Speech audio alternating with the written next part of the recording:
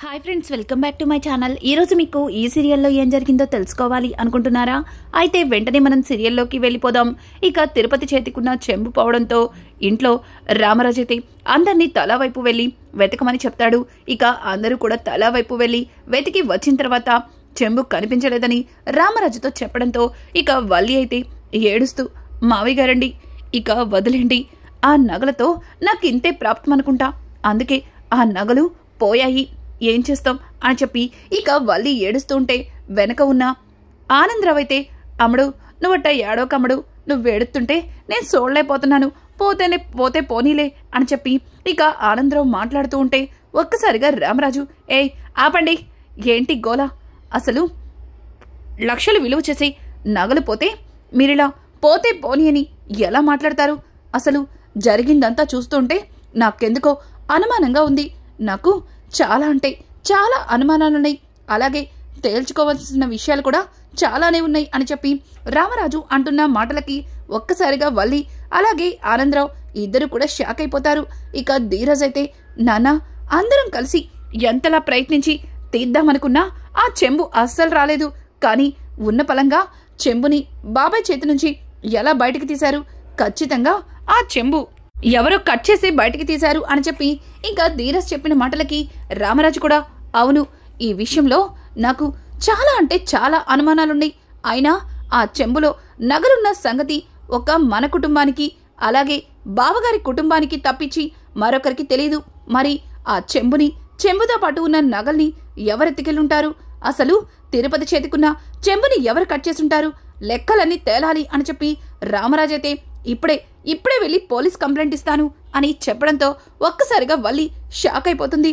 అయ్య బాబాయ్, ఇప్పుడు మావయ్య గారెళ్ళి స్టేషన్లో కంప్లైంట్ ఇస్తే నా పరిస్థితి ఏంటి అని చెప్పి ఇంకా అయిపోయింది, అంతా అయిపోయింది, ఎన్ని రోజులు చాలా భద్రంగా దాచుకున్న గుట్టంతా రట్టయిపోతుంది, ఇక పోలీసులే తీసుకొచ్చి అనే నిజాలు బయట పెట్టేస్తారు, ఇంకా నేను, అమ్మ అలాగే నాన్న ముగ్గురం కలిసి జైల్లో ఉండాలి, నాన్నారండి ఎంత పని చేశారండి, ఇప్పుడు ఏం చేద్దాం అని అంటూ ఉంటే ఇంకా ఆనందరావు అయితే, అమ్మడు ఇట్ట జరుగుతుందని నేను కూడా అనుకోలేదే, అసలు రామరాజు ఇట్ట చేస్తాడని నేను కలలో కూడా ఊహించలేదు అని చెప్పి ఇంకా ఆనందరావు కూడా భయపడుతూ ఉంటాడు. ఇంతలో గేటు ముందుకి భాగ్యం అయితే చెంబు పట్టుకుని రావడంతో ఒక్కసారిగా భాగ్యాన్ని చూసిన కుటుంబ సభ్యులందరూ కూడా షాక్ అయిపోతారు.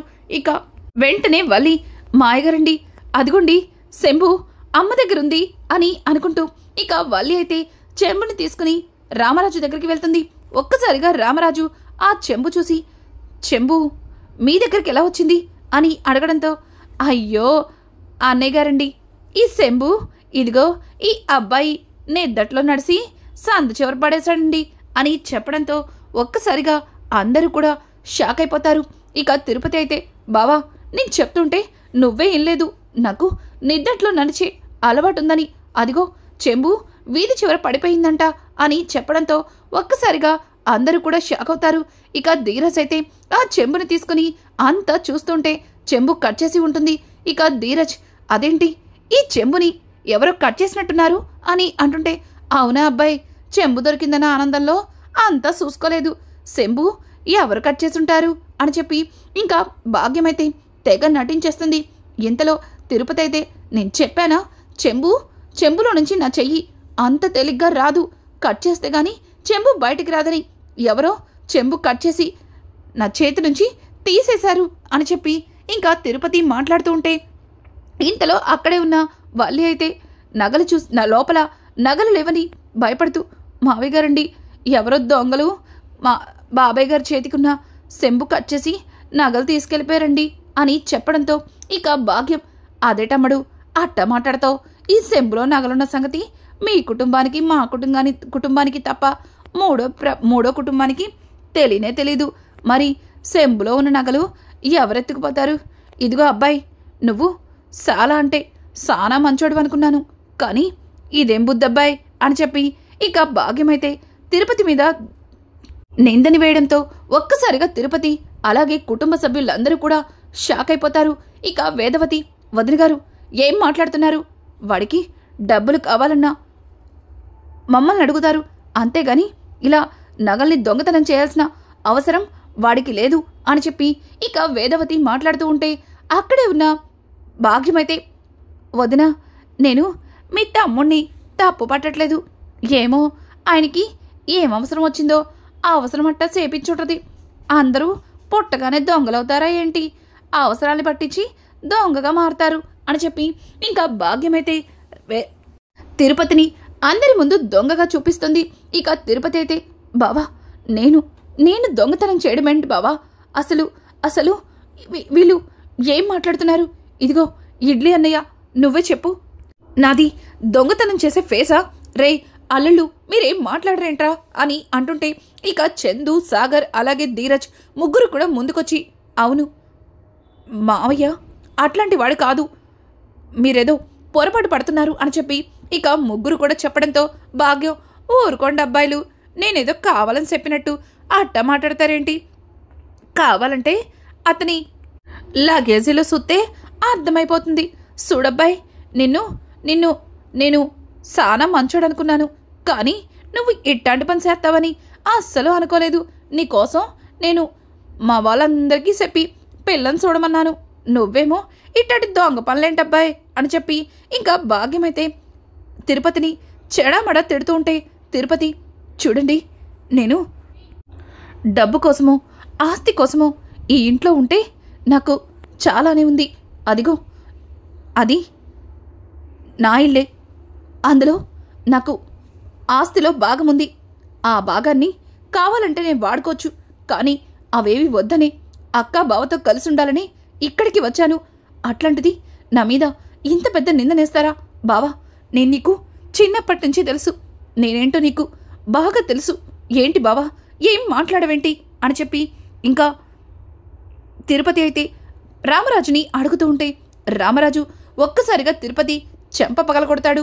ఇక తిరుపతి అయితే షాక్ అవుతూ ఇంకా రామరాజు వైపు చూస్తుంటే పక్కన ఉన్న వేదవతి, ఏవండి, ఏంటండి, ఆవిడేదో బుద్ధి లేకుండా మాట్లాడుతుంది, మీరు నిజంగానే మా తమ్ముణ్ణి దొంగ అంటున్నారా అని చెప్పి ఇక వేదవతి అయితే రామరాజుని అడుగుతూ ఉంటే ఇక ధీరజ్, సాగర్ అలాగే చందు ముగ్గురు కూడా రామరాజుని, నాన్న, మావయ్య అట్లాంటి వాడు కాదు నాన్న, కాస్త నేను చెప్పేది వినండి నాన్న అని చెప్పి ఇక ముగ్గురు చెబుతూ ఉంటారు.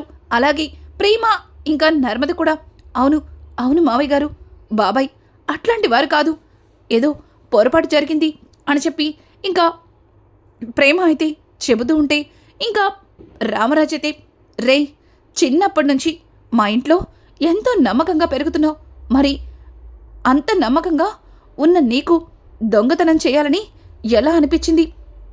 అసలు ఎందుకు చేసావు ఈ తప్పు అని చెప్పి రామరాజు అడుగుతూ ఉంటే ఒక్కసారిగా తిరుపతి షాక్ అయిపోతాడు. బావా, వాళ్ళేదో నా గురించి తెలియక తప్పుగా మాట్లాడుతున్నారు అనుకున్నాను, కానీ చిన్నప్పటి నుంచి మీరే నా జీవితం అనుకుంటూ మీ దగ్గరే ఉన్నాను. నేనేంటో నీకు తెలీదా బావా? నేను దొంగతనం చేస్తానా బావా అని అంటుంటే, మరి చెయ్యని వాడివి అన్ని మాటలు ఎందుకు పడుతున్నావు? అన్న వాళ్ళని లాగి ఒక్కటి పీకాలని నీకు తెలీదా అని చెప్పి రామరాజైతే ఇక అందరికీ షాక్ ఇస్తాడు. ఇంకా తిరుపతి భాగ్యాన్ని కొట్టబోతూ ఇక చేయించి, చూడండి, మీరు వరుసకి వదినయ్యారు, వదిన కన్న తల్లితో సమానం, మిమ్మల్ని నోరారా అన్నయ్య అని పిలిచాను, కానీ మీరేం చేశారు? నా మీద నిందనేస్తున్నారు, దొంగ అని నిందనేస్తున్నారు. చూడమ్మా, నువ్వు ఈ ఇంటికి కోడలిగా అడుగు పెడితే నిన్ను ఏ రోజు కూడా అలా చూడలేదు. నిజంగానే నువ్వు నా కూతురులాగానే అనుకున్నాను. ప్రేమని నర్మదని ఎలా అనుకున్నానో నువ్వు కూడా అలాగే అనుకున్నాను, కానీ మీ కుటుంబం నా మీద ఇంత పెద్ద నిందనేస్తుందా అని అంటుంటే ఇక భాగ్యమైతే, అన్నయ్య గారు ఏటండి అట్టా మాట్లాడతారు? నేనేమి తప్పుగా మాట్లాడలేదండి. అసలు ఇంతమంది ప్రయత్నించినారా అని శంభు ఉన్న పలంగా ఆ చేతి నుంచి వచ్చేస్తే ఎవరికైనా ఇట్టంటారు మనమే వస్తుంది. అయినా తిరుపతి మరిది దొంగతనం చేయకపోతే ఆ నగలేమైనాయండి అని అంటుంటే ఇక రామరాజు లోపలికి వెళ్ళి ఆ నగల మూటను తీసుకొచ్చి ఇక భాగ్యానికి చూపిస్తాడు. ఒక్కసారిగా భాగ్యం అలాగే వల్లి ఇక ఆనందరావు ముగ్గురు కూడా గజగజ వణికిపోతారు. ఇంకా వల్లి అయితే అయిపోయింది, అంతా అయిపోయింది. ఎన్ని రోజులు ఎవరికైతే తెలియకూడదు అనుకున్నానో వాళ్ళకే తెలిసిపోయింది. ఇప్పుడు ఇప్పుడు ఏం చెప్పినా మావయ్య గారిండ్రు, ఇక నన్ను మెడ పట్టుకుని బయట గెంటేస్తారు అని చెప్పి ఇంకా వల్లి అయితే భయపడుతూ రామరాజు వైపు చూస్తుంది. ఇక రామరాజు వల్లి దగ్గరకు వచ్చి, చూడమ్మా వల్లి, నువ్వు ఈ ఇంటికి కోడలుగా అడుగు పెడితే ఈ ఇంటికి పెద్ద కూతురుగా మా ఇంటికి వచ్చావని ఎంతగానో సంతోషించాం. అలాగే పెద్ద మనసుతో అందర్నీ ప్రేమగా ఆప్యాయంగా దగ్గరికి తీసుకుంటావనుకున్నాం. నీ మంచితనంతో అందరి మనసుని గెలుచుకుంటామనుకున్నాం. కానీ నువ్వు ఈ ఇంట్లో అడుగు పెట్టిన దగ్గర నుంచి అడుగడుగున తప్పులు చేస్తూనే వచ్చావు. అప్పటికి ప్రతి విషయంలోనూ నిన్ను సపోర్ట్ చేస్తూ నిన్ను వెనకేసుకొస్తూ వచ్చాను. కానీ నువ్వు నా సపోర్ట్ని, నా మంచితనాన్ని చాతకానితనంగా తీసుకుని ఇలా తప్పుల మీద తప్పులు చేస్తూనే వచ్చావు. చివరికి ఇదిగో ఈ నగలని కూడా మాయం చేసి తిరుపతి మీద దొంగతనం నిందని వెయ్యాలనుకుంటున్నావు. ఎందుకు ఇవన్నీ చేశారు?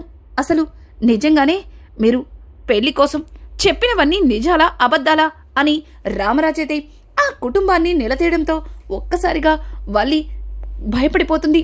ఇక భాగ్యం అలాగే ఆనందరావు అయితే గజగజ వణికిపోతాడు. ఇక ఇంతలో ప్రేమ అయితే ముందుకొచ్చి, మావయ్య మీతో కాస్త మాట్లాడాలి అని అంటూ ఉంటే ఇంకా నర్మద, ప్రేమ ఆగు, నువ్వేం మాట్లాడకు, చూడు వాళ్ళ కంటితో వాళ్ళ వేల్ని వాళ్ళ కంట్లోనే పొడుచుకున్నారు. మనం ఏం చేయనక్కర్లేదు. మనం వాళ్ళ గురించి ఏది చెప్పకూడదు, తన జీవితం పాడవుతుంది అని ఆలోచించాం. కానీ వాళ్ళు మాత్రం మనం చేసిన పనికి మన చేతకానితనంగా తీసుకుని వాళ్ళు ఇంకొక అడుగు ముందుకేసి ఒక మంచి మనిషిని తప్పుడు మనిషిగా నిలబెట్టారు. అట్లాంటి వాళ్ళకి శిక్ష పడాల్సిందే అని చెప్పి నర్మద మాట్లాడుతుంది. ఇక వేదవతి అయితే, ఏవండి, నగలు మీ దగ్గరే ఉంచుకొని అంతా నిజం తెలిసినప్పుడు ఎందుకండి చెంబు కోసం వెతికిచ్చారు అని అంటుంటే, కనీసం ఆ చెంబు కోసం వెతికేటప్పుడైనా నగలు దొరికాయి, నగలు బాగానే ఉన్నాయి, ఆ చెంబుని మేమే తీశామని ఈ తండ్రి కూతురిద్దరూ చెప్తారేమో అని చూశాను. కానీ చెప్పకుండా మనతో పాటు ఏమీ ఎరగనట్టు చెంబుని వెతుక్కుంటూ వచ్చి పోతే పోయాయి, నగలు పోయాయని మాట్లాడారు. చివరికి పోలీస్ స్టేషన్లో కంప్లైంట్ ఇస్తానని చెప్పినా వాళ్ళు నిజం బయట పెట్టలేదు. పైగా అది సరిపోనట్టు ఇదిగో ఈ భాగ్యం మరొక కొత్త కథని మొదలుపెట్టింది. అసలు వీళ్ళు అడుగడుగునా మోసం చేస్తూనే వచ్చారు. వీళ్ళ ఆస్తులు పోయాయన్నయి ఒక అబద్ధం. అలాగే వీళ్ళు కోటీశ్వరులు అని చెప్పింది కూడా పచ్చి అబద్ధం. వీళ్ళు పెట్టిన నగలు కూడా గిల్టు నగలు అని చెప్పి రామరాజు ఆ నగలని నేల మీద పడేస్తాడు. ఒక్కసారిగా ఆ కింద పడ్డ నగలు చూసి ప్రేమ అయితే షాక్ అయిపోతుంది. ఇక ముందుకు వెళ్ళి అందులో తన నగల్ని తీసి చేత్తో పట్టుకుంటుంది. ఇక వల్లి అయితే గజగజ వణికిపోతుంది. ఇంకా నర్మద, ప్రేమ ఏమైంది అని అంటుంటే, అక్క, ఇవి నా నగలు, ఇవి ఇక్కడున్నాయేంటి, ఇవి వల్లి దగ్గరికి ఎలా వచ్చాయి అని చెప్పి ఇక ప్రేమ అయితే ఆశ్చర్యంగా వల్లి వైపు చూస్తుంది. ఇంకా వేదవతి వల్లి దగ్గరికెళ్ళి వల్లి చెంప పగలకొట్టి, ఛీ, సిగ్గులేదు, చివరికి తోటి కొడలు నగలు కూడా దొంగతనం చేసేంతటిగా దిగజారిపోయావా? చూడు, నిన్ను ఈ ఇంటి పెద్ద కొడలు అనుకున్నాను. నా తర్వాత ఆ స్థానాన్ని నీకే ఇవ్వాలనుకున్నాను. కానీ నువ్వు ఇంత నీచమైన పని చేస్తావా? మీకు డబ్బు లేదని, అలాగే మీరు కోటీశ్వరులు కాదన్న సంగతి ముందే చెప్పుంటే మేము జాలి పడైనా నిన్ను కోడలిగా చేసుకునేవాళ్ళం. అంతేగాని ఇలా లేనిపోని అబద్ధాలు చెప్పి ఇంటికి కోడలిగా వచ్చావు. అది సరిపోనట్టు నా అమాయకుడైనా నా తమ్ముడి మీదే దొంగతనం నిందని వేస్తావా అని చెప్పి ఇక వేదవతి అయితే కోపంతో రగిలిపోతూ వల్లి చెంపలు పగల కొడుతుంది. అప్పుడే అక్కడికి సేట్ అయితే వస్తాడు. ఒక్కసారిగా సేట్ని చూసిన కుటుంబ సభ్యులందరూ కూడా షాక్ అయిపోతారు. ఇక చందు అయితే భయపడుతూ, అయ్య బాబోయ్, సేటేంటి ఇప్పుడొచ్చాడు? ఇప్పుడు నాన్న సేటుని ఎందుకొచ్చావని అడిగితే ఖచ్చితంగా సేటు నిజం చెప్పేస్తాడు. ఈ గొడవలో పడి సేటు కోసం పక్కన పెట్టిన 2 లక్షలు ఇవ్వడం మర్చిపోయాను అని చెప్పి చందు భయపడుతూ ఇక పరిగెత్తుకుంటూ సేటు దగ్గరికి వెళ్ళి, సేటు, నీకు ఇవ్వాల్సిన 2 లక్షలు రెడీగా ఉన్నాయి, వాటిని ఇస్తాను, కొద్దిసేపు నాకు టైం ఇవ్వు ప్లీజ్ అని చెప్పి చందు అయితే సైలెంట్గా నవ్వుతూ మాట్లాడుతున్నట్టే ఇక సేటుకి నచ్చ చెప్తూ ఉంటాడు. ఇక సేటు, చూడు, ఇప్పటి వరకు నువ్వు చెప్పిన అబద్ధాలు నమ్మి మోసపోయింది చాలు. ఇప్పటికైనా రామరాజు గారికి నిజం చెప్పాలనే వచ్చాను అని చెప్పి ఇంకా చందు చెప్పిన మాటలకి చందుని పక్కకు గెంటేసి ఇంకా రామరాజు దగ్గరికి వెళ్తాడు. రామరాజు, సేటు నువ్వేంటి ఎన్నడూ లేంది మా ఇంటికొచ్చావు, ఏంటి సంగతి అని అడుగుతుంటే, నమస్కారం రామరాజు గారు, మీరు చాలా పెద్ద మనిషి అని మీ మీద గౌరవంతో మీ అబ్బాయికి అడగగానే ఎట్లాంటి షూరిటీ లేకుండా 10 లక్షలు ఇచ్చాను. కానీ మీ అబ్బాయి ఇవాళిస్తాను రేపిస్తాను అని చెప్పి రోజులు గడిపేసి నన్ను మోసం చేస్తున్నాడు అని చెప్పడంతో ఒక్కసారిగా రామరాజు షాక్ అయిపోతాడు. రే పెద్దోడా, ఏం జరుగుతుంది ఇక్కడ అని అంటుంటే ఇక అందరూ కూడా ఆశ్చర్యపోతారు. ఇంతలో నర్మద, సేటు ఏం చెప్తున్నావు, మా బావగారు నీ దగ్గర డబ్బులు తీసుకోవడమేంటి అని అంటుంటే, చూడు అమ్మా, కావాలంటే ఈ కాగితాలు చూడండి, దీనిపైన ఆ చంద్రశేఖర్ సంతకం ఉంది. అతను పెళ్లి కోసం నా దగ్గర 10 లక్షలు తీసుకున్నాడు అని అంటుంటే ఇక రామరాజు, పెద్దోడా ఏం జరుగుతుందిరా, నాకిక్కడ ఏం జరుగుతుందో అర్థం కావట్లేదు. ఇప్పటికే ఇంట్లో జరుగుతున్న గొడవలు సరిపోనట్టు మళ్ళీ కొత్త సమస్య ఏంట్రా అని చెప్పి ఇక రామరాజైతే చందు దగ్గరికెళ్ళి చందుని అడుగుతూ ఉంటే, చందు నన్ను క్షమించండి నాన్న, నేను చాలా పెద్ద తప్పు చేశాను. వీళ్ళ మోసం తెలియక వీళ్ళు చెప్తున్న అబద్ధాలకి నమ్మి మీకు తెలియకుండా వీళ్ళకి పెళ్లి ఖర్చుల కోసం 10 లక్షలు ఇచ్చాను. డబ్బులు లేవని ఉన్న పలంగా పెళ్ళాపేస్తే మన పరువు పోతుందని ఆలోచించి మీకు చెప్పకుండా వీళ్ళకి ఈ సేటు దగ్గర తీసుకుని 10 లక్షలు ఇచ్చాను. కానీ వీళ్ళు తీరా డబ్బులు అడిగేసరికి మా ఆస్తులన్నీ పోయాయి, మేం నష్టపోయాము అంటూ చేతులెత్తేశారు. మరి సేటుకి డబ్బులు ఎలా ఇవ్వాలో అర్థం కాక చాలా ఇబ్బంది పడుతున్నాను. ఈ విషయాన్ని మీతో చెప్పలేక నాలో నేనే సతమతమైపోతున్నాను అని చెప్పి ఇక చందు అయితే జరిగిందంతా రామరాజుతో చెప్పి రామరాజు కాళ్ళు పట్టుకుంటాడు. ఒక్కసారిగా రామరాజు అక్కడికక్కడే కుప్పకూలిపోతాడు. ఇక ధీరజ్ అలాగే సాగర్ రామరాజునైతే పట్టుకుంటారు. ఇంకా వేదవతి, ఏవండి ఏవండి అని అంటుంటే, చూసావా బుజ్జమ్మ, నీ పెద్ద కొడుకు నా పరువు కోసం నా గౌరవం కోసం నన్నే మోసం చేసి నా పేరు చెప్పి నాకు తెలియకుండా 10 లక్షలు అప్పు తీసుకున్నాడట. పైగా అది తీసుకెళ్లి వీళ్ళకిచ్చాడట. వీళ్ళ మోసం వీడికి అప్పుడే తెలిసింది. కానీ ఒక్క మాట కూడా మనతో చెప్పకుండా ఎంత పెద్ద మోసం చేశాడో చూసావు కదా. ఇన్ని రోజులు నా 3 కొడుకుల్లో వీడే నా మాట వింటాడు, నా గౌరవాన్ని నిలబెడతాడు అనుకున్నాను. కానీ వీడు కూడా వాళ్ళలాగే తయారయ్యాడని అస్సలు అనుకోలేదు. దేవుడు నాకు 3 కొడుకుల్నిచ్చాడు, కనీసం ఒక్కరి వల్ల కూడా నాకు సంతోషం లేకుండా అయిపోయింది అని చెప్పి రామరాజు అయితే చాలా బాధపడతాడు. ఇక వల్లి అయితే రామరాజు కాళ్ళ మీద పడి, నన్ను క్షమించండి మామయ్య గారు, నేను తప్పు చేశాను, క్షమించరాని తప్పే చేశాను. ఆయన్ని పెళ్లి చేసుకోవడం కోసం నేను చాలా అబద్ధాలు చెప్పాను. నేను వద్దని మీకు నిజం చెప్పేద్దామని ఎన్నోసార్లు మా అమ్మతో మాట్లాడాను. కానీ మా అమ్మే నా నోరు నొక్కేసి మీకు లేనిపోని అబద్ధాలు చెప్పి మిమ్మల్ని మోసం చేసింది. నేను ఆయన్ని ప్రాణానికి ప్రాణంగా ప్రేమించాను. ఆయన లేకపోతే నేను బ్రతకలేను. దయచేసి నన్ను క్షమించండి మావయ్య గారు అని చెప్పి వల్లి అయితే రామరాజుకి క్షమాపణ చెప్తూ ఇక వేదవతి చేతులు పట్టుకుని, అత్తయ్య నన్ను క్షమించండి అత్తయ్య, నిజంగా నేను ఎట్టంటి మోసం చేయలేదత్తయ్య, నేను ఆయన్ని ప్రేమించింది నిజమత్తయ్య, ఆయన్ని భర్తగా పొందాలనుకుంది నిజమత్తయ్య, నా మాట నమ్మండి అత్తయ్య అని చెప్పి ఇక వల్లి అయితే వేదవతిని బ్రతమలాడుతుంటే వేదవతి చేతుల్ని విదిలించుకుంటుంది. ఇంకా చందు దగ్గరికెళ్ళి, బా నేను చేసింది తప్పే బా, నీకు చెప్పకుండా నిన్ను మోసం చేశాము, అలాగే నీకు తెలియకుండా అబద్ధాలతో నీ జీవితంలోకి అడుగు పెట్టాను. కానీ నేను నిన్ను ప్రేమించింది నిజం బా, నీతో జీవితాంతం నా జీవితాన్ని పంచుకోవాలని ఆశపడింది నిజం బా, నా మాట నమ్ము బా అని చెప్పి ఇక వల్లి అయితే చందుని క్షమాపణలు అడుగుతూ చందు కాళ్ళ మీద పడుతుంటే చందు కోపంగా వల్లిని పైకెత్తి తన చెంపపగల కొడతాడు. ఛీ, ఇన్ని రోజులు నీ వల్ల మా నాన్నగారిని మోసం చేశాను, మా నాన్నగారికి నా మీద ఉన్న నమ్మకాన్ని దూరం చేశాను, నేను క్షమించరాని తప్పు చేశాను అని చెప్పి చందు అయితే ఇక వల్లిని దూరంగా నెడతాడు. ఇక భాగ్యం అలాగే ఆనందరావు ఏం చేయాలో అర్థం కాక వాళ్ళల్లో వాళ్ళే సతమతమైపోతూ ఉంటారు. ఇక ఇది ఇలా ఉండగా ప్రేమకైతే కళ్యాణ్ నుంచి ఫోన్ మీద ఫోన్ వస్తూనే ఉంటుంది. కళ్యాణ్ చేస్తున్న ఫోన్ కాల్కి ప్రేమ కంగారు పడుతూ కాల్ కట్ చేస్తుంది. అదంతా గమనించిన ధీరజ్ ఏమైంది దీనికి? నిన్నటి నుంచి చాలా కంగారుగా కనిపిస్తుంది. ఏమైంది అని అడిగినా సమాధానం చెప్పట్లేదు.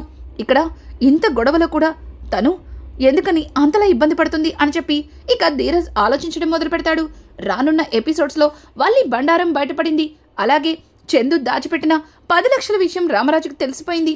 ఇంకా కళ్యాణ్ విషయంలో ప్రేమ ఇబ్బంది పడుతున్న సంగతి తెలుసుకున్న ధీరజ్ ఏం చేయబోతున్నాడు? అలాగే రామరాజుకు తెలియకుండా ధీరజ్ తీసుకున్న 1,00,000 రూపాయల గురించి ఏ రకంగా బయటపడబోతుంది? మరి రామరాజు వాళ్ళని క్షమిస్తాడా లేదా? ఇట్లాంటి లేటెస్ట్ ఎపిసోడ్స్ మీకు మరిన్ని కావాలి అనుకుంటే మా ఛానల్ని సబ్స్క్రైబ్ చేసుకోవడం మాత్రం మర్చిపోకండి. Thanks for watching. Hi friends, welcome back to my channel. ఈరోజు మీకు ఈ సీరియల్లో